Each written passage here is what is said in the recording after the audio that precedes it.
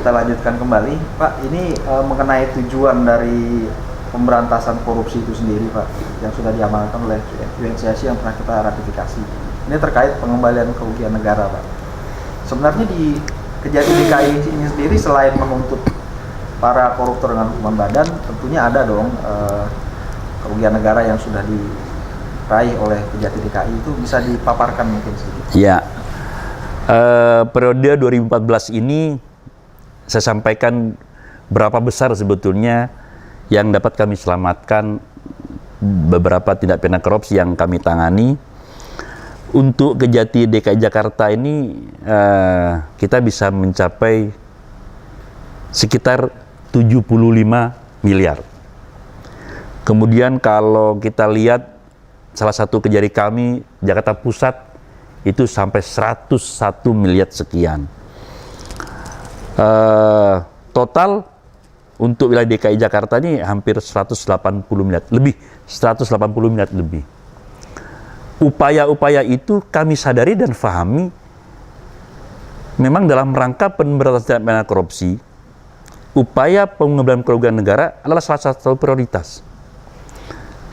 Bagaimana kami mewujudkan langkah itu sejak tahap penyidikan, kami dalam proses penanganannya selalu menyentuh kepada tersangka bagaimana dia mengembalikan kerugian keuangan negaranya.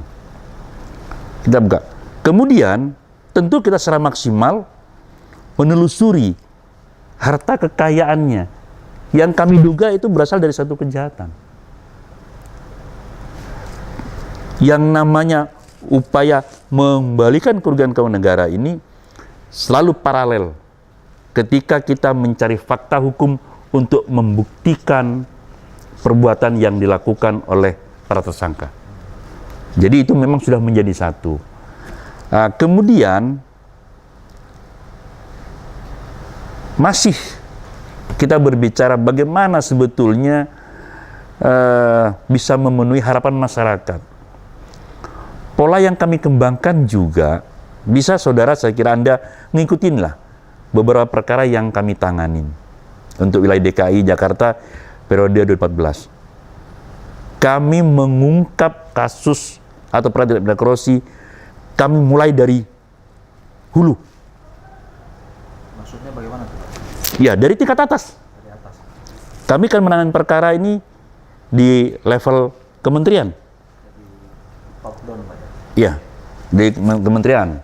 Ya, kalau kita mengembangkan yang tadi, supaya ada efek jerah, kemudian saya ingin berupaya memenuhi ekspektasi masyarakat, kemudian penegakan hukum supaya bermanfaat, maka kita kembangkan pola. Penanganan perkara yang dari kami berangkat dari yang level hulu, atas.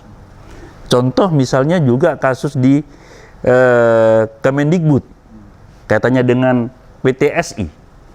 Kan kami pentolannya kami sikat. Tapi ke bawahnya pun harus tuntas kami tangani. Tidak ada sisa.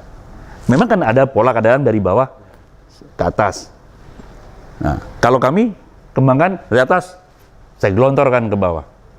Jadi tidak ada istilah sembunyi atau mencari kesempatan supaya lolos dari pantauan. Makanya ketika memulai penanganan kasus, kami mendesain satu perkara ini secara utuh, sudah bisa memberitahukan siapa saja yang akan terlibat dalam perkara ini. Siapa saja yang akan. Tapi ketika perjalanannya memang betul ada fakta untuk itu, kami akan proses secara tuntas. Pak, mengenai kebijakan pemberantasan korupsi dari hulu tersebut, Pak, apakah secara teknis itu tidak berbenturan dengan misalkan instansi di Kejaksaan Agung atau saya kira semangatnya sama untuk pemberantasan tindak pidana korupsi. Yang kami lakukan, kami mendapat dukungan. Artinya buktinya kami sampai selesai. Saya kira tidak ada masalah. Kalau untuk di Pemprov sendiri, Pak? Di Pemprov ada beberapa masalah yang kami inventarisir untuk penanganannya dengan kondisi yang ada pada kami dengan personel yang saya katakan tadi 19 orang, kemudian penanganan perkara kami yang padat, kita didistribusikan ke kejari-kejari. Kalau kira-kira ini bisa tidak tertangani secara tuntas karena padatnya pekerjaan di kami juga kerjasama dengan kejari. Saya pikir tidak ada masalah. Karena kami pada prinsipnya sesuai dengan asas yang ada di Kejaksaan, jaksa adalah satu dan tak pisah-pisahkan. En ondil bar, sama penyelesaian. Baik Pak, kita tutup untuk segmen ketiga dan kita lanjutkan untuk satu segmen berikutnya.